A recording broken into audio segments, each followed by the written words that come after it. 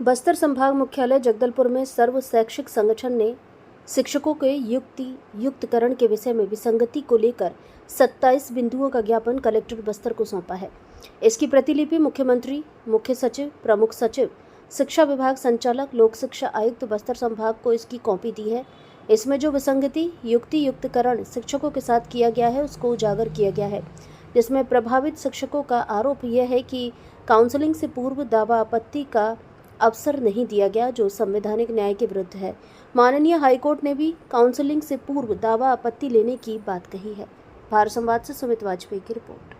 मैं माध्यमिक शाला टेकामेटा में पदस्थ हूँ सर। मेरा ये नियुक्ति पत्र है सर। मेरा प्रथम नियुक्ति विकलांग कोटे में 2003 में हुई थी संविदा शिक्षक के रूप में, और सारी लाभ जो है मुझे विकलांग के रूप में, विकलांग भत्ता सारी लाभ मिल रहा है सर। आज मैं अच्छे शिक्षक के रूप में मेरे को लिया गया है, और स्पष्ट रूप से जो आदेश है युक्तिकरण के अंतर्गत, उसमें विकलांग शिक्षकों को इस युक्ति आदेश के अंतर्गत उसको पृथक रखा गया है। तब भी मेरा नाम जो है अच्छे शिक्षक में लिया गया है, और मैं जिला में जो काउंसलिंग हुआ था उस काउंसलिंग में भी मेरा नाम लिया गया था, और मैं उपस्थित भी हुआ था। वहां पर भी मुझे किसी प्रकार का विकलांग की जो सुविधा मिलती है वो किसी प्रकार की कोई सुविधा आज तक मेरे को नहीं मिला है। और मुझे दूरस्थ संस्था में जहां पर चलना परेशानी है, मेरा पैर एक पैर से मैं विकलांग हूँ, ऐसे स्थान पर जहाँ 80 किलोमीटर दूर जगदलपुर से, और मैं जहाँ पर पदस्थ हूँ वहां से 80 किलोमीटर दूर मुझे पदस्थ किए गई सर। और मैं इसकी विनती भी अधिकारियों से करता रहा, लेकिन कोई अधिकारी मेरी बात सुनने को तैयार नहीं। आप विकलांग नहीं हो, आपको ये सुविधा नहीं मिलेगी, ऐसा कहकर ठुकरा दिया गया सर। और मैं आप लोगों से मांग करता हूं कि मुझे जो अच्छे शिक्षक में ली गई है उस सूची से मेरा नाम हटा दिया जाए, या फिर मुझे अगर देंगे तो ऐसी सुविधाएं दे दे जहां पर रोड किनारे स्कूल हो, ऐसा वहां स्थान पर मेरा पदस्थ की जाए।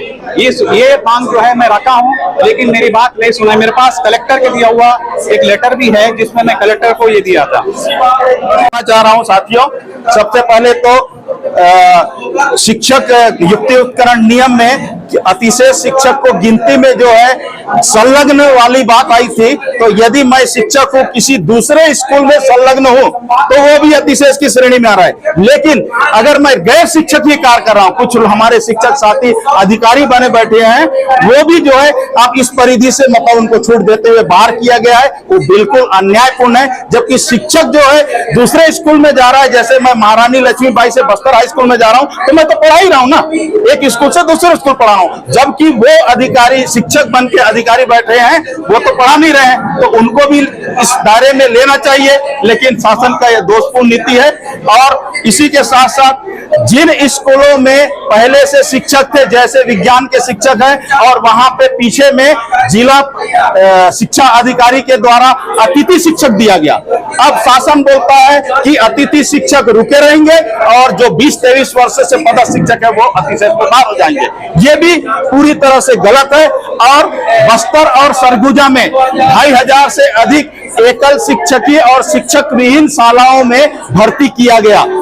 अब उनकी भर्ती की पदस्थापना राज्य शासन लोक शिक्षण संचालनालय से पैसा लेकर की गई। ऐसे स्कूलों में उनकी पदस्थापना की गई जहां पहले से शिक्षक थे।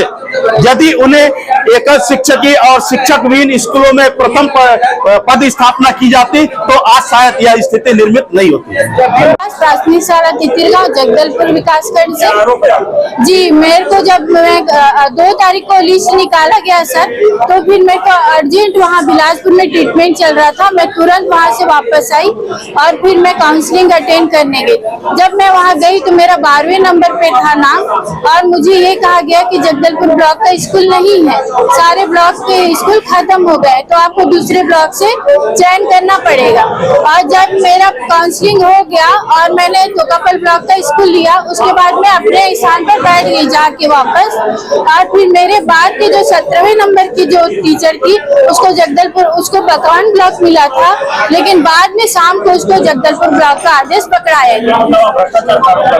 जी, मतलब काउंसलिंग में बिल्कुल निष्पक्ष काउंसलिंग होना चाहिए। और जगदलपुर के और भी इतने सारे स्कूल है जो मतलब वहाँ लिस्ट में नहीं दिखाया गया है, तो मैं चाहूंगी हर ब्लॉक में जो स्कूल के नाम को नहीं दिखाया गया वो सारे लिस्ट के नाम को फिर से दिखाया जाए और हमारा पुनः काउंसलिंग किया जाए।